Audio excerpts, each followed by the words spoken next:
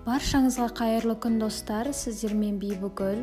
Бүгін осындай тауық еті мен картоп қосылған пеште, яғни духовкада пісетін өте керемет кешкі ас ретінде дайындауға болатын астың рецептісімен бөлісетін боламын. Ең алдымен осындай тауықтың етін алып, оған сарымсақты үккіштің жіңішке жағына өткіземіз, немесе чеснокодавка болса, сіздерде соны қолдансаңыздар болады.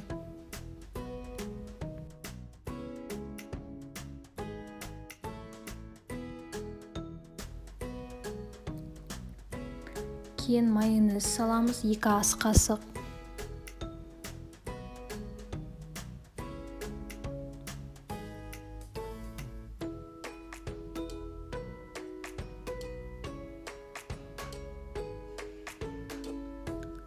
Томат пастасын саламыз, 1 шай қасық.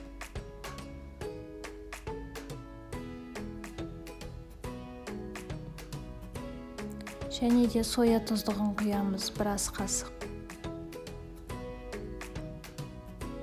Үстіне қалауымызша тұз салып, мен 1 шай қасық тұз салдым, және де жарты шай қасық бұрыш салдым. Үстіне аздап қана сұйық май құямыз да барлығын жақсылап араластырамыз.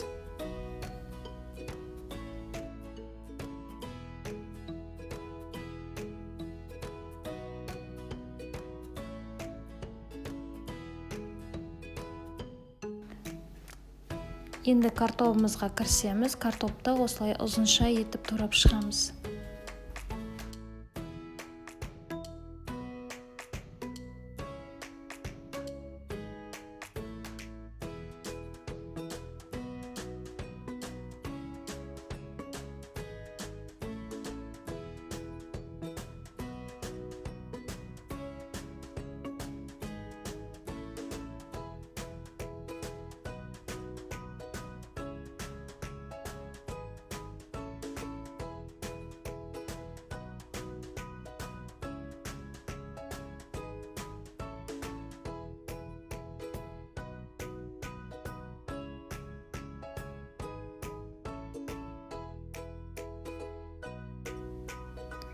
Енді осы картопымызға тұз саламыз, қалауымызша бұрыш саламыз, бірақ мен бұрышты азғантай ғана қостым.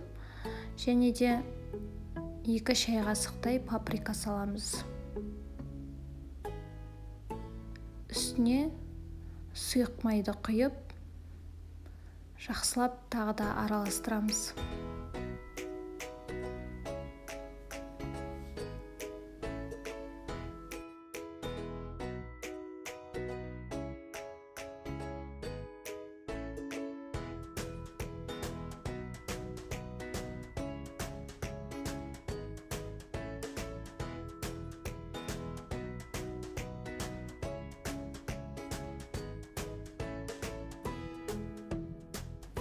Пеште пісіретін ыдысымызды дайындап, алдымен картопты, кейін тауық етін осылай бетіне салып шығамыз.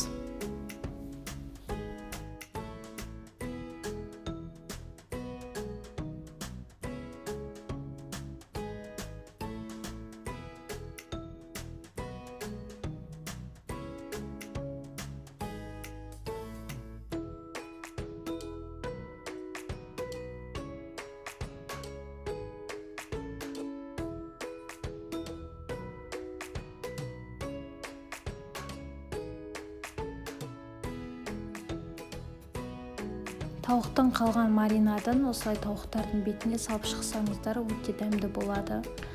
1 сағаттай 180 градуста пісіреміз. Піскен тағамымыз осындай сарғыш болып, қызғылт болып шығуы керек.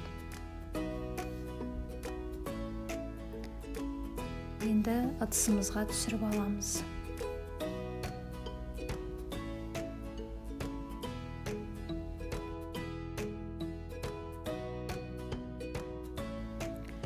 Неке біздің тағамымыз дайын, өте дәмді болып шығады. міндетті түрде жасап көріңіздер. Егер сіздерге рецепт ұнаса, міндетті түрде лайк басып комментарий жазуды ұмытпаңыздар, және де менің арнама тіркеліп қойыңыздар. Баршаңызға ас болсын.